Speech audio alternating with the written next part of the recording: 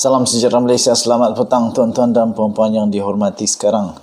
Masa sekarang baru pukul 4.21, setengah jam lagi untuk Datuk Seri Anwar Ibrahim akan mengangkat sumpah di hadapan Seri Paduka Baginda yang di-Pertuan Agong, yang di-Pertuan Agong Al-Sultan Abdullah Riyatuddin Al-Mustafa Bilal Shah di Istana Negara untuk menjadi Perdana Menteri Malaysia yang ke-10. Tuan-tuan dan puan-puan yang dihormati sekalian, ini satu berita yang amat mengejutkan. Langsung kita tidak dapat jangka, dan 30 juta rakyat Malaysia pun mungkin tidak tahu tentang perkara ini. Hanya selepas lebih kurang 2 jam sahaja, Datuk Seri Anwar Ibrahim telah diperkenankan oleh Seri Paduka Baginda yang di-Pertuan Agong untuk menjadi Perdana Menteri. Tidak pun sampai sehari, tiba-tiba berlaku satu perkara yang sangat dahsyat kepada Malaysia. Perkara ini tidak pernah berlaku dan perkara ini membawa kesan yang sangat-sangat dahsyat kepada negara Malaysia. Dan kedahsyatan itu bukan kepada yang negatif, tapi kepada yang positif. Ini satu tanda yang memang sangat baik untuk negara Malaysia. Tanda-tanda bahawa inilah yang sedang dinanti-nantikan, sedang ditunggu-tunggu oleh para pelabur-pelabur luar negara, dalam negara, dan semua yang sedang menyaksikan Malaysia sebagai sebuah negara yang hebat akan dibangkit semula sebagai gergasi ekonomi di rantau sekitar. Okey, tuan-tuan dan puan-puan yang dihormati sekalian, baru saja Perdana Menteri yang baru ini diumumkan, belum pun mengangkat sumpah. Nampaknya pada hari ini tuan-tuan dan puan-puan telah viral di seluruh pelosok media sosial. Viral, sebarkan berita baik ini biar penuh aura positif. Tajuknya, kenapa tuan-tuan dan puan-puan yang dihormati sekalian?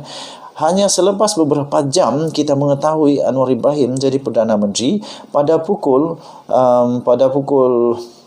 lebih kurang pada pukul 20 pula, pada pukul 3.30 petang tadi, setelah rumors mengatakan dan sudah disahkan, apa yang terjadi adalah bursa Malaysia melonjak sangat-sangat tinggi dengan sampai 20 mata pada pagi ini sahaja. Ini satu perkara yang amat positif. Saham di bursa saham meningkat dengan amat positif. Ini berlaku kerana sentimen yang dinantikan oleh ramai pelabur akhirnya sangat yakin. Mereka yakin dengan ekonomi Malaysia. Mungkin mereka yakin kerana Anwar Ibrahim akan jadi Perdana Menteri Malaysia dengan pembantu pastinya daripada timbalan Presiden PKR sendiri, pakar ekonomi dunia iaitu Rafizi Ramli. Dengan dua orang mereka ini pasti membawa impak positif, aura positif kepada pelabur-pelabur, sehingga kan kita boleh lihat di sini ini pada sebelum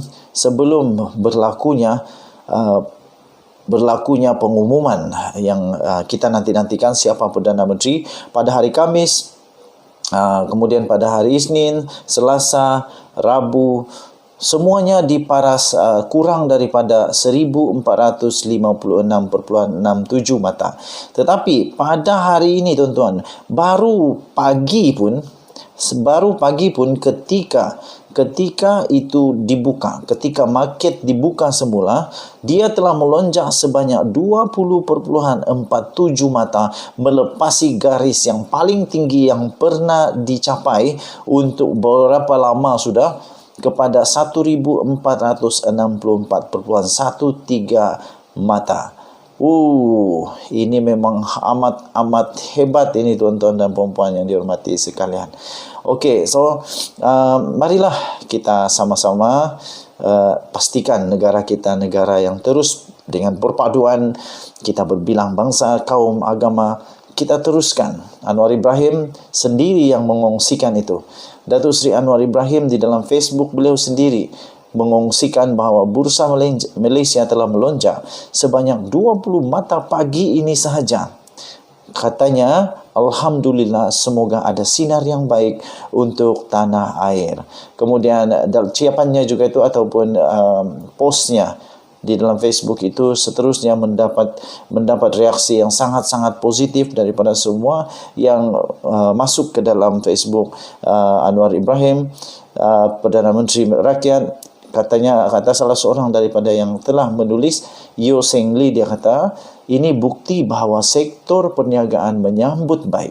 Sektor perniagaan menyambut baik pelantikan Anwar Ibrahim sebagai Perdana Menteri Malaysia ke-10. Kemudian Muhammad Hazil pula berkata, aura Datuk Seri Anwar Ibrahim memang terbaik. Ini memang aura positif yang dibawa. Saya yakin ini. Kemudian Hasan Fikri berkata, insya-Allah kita doakan yang terbaik untuk rakyat dan negara kita. Kemudian Luqman pula berkata, doakan yang terbaik buat negara dan bakal PM Malaysia yang baru. Bina semula negara demi rakyat, bukan resis dan tamak kuasa, katanya. Saya setuju dengan komen daripada Luqman sebentar tadi.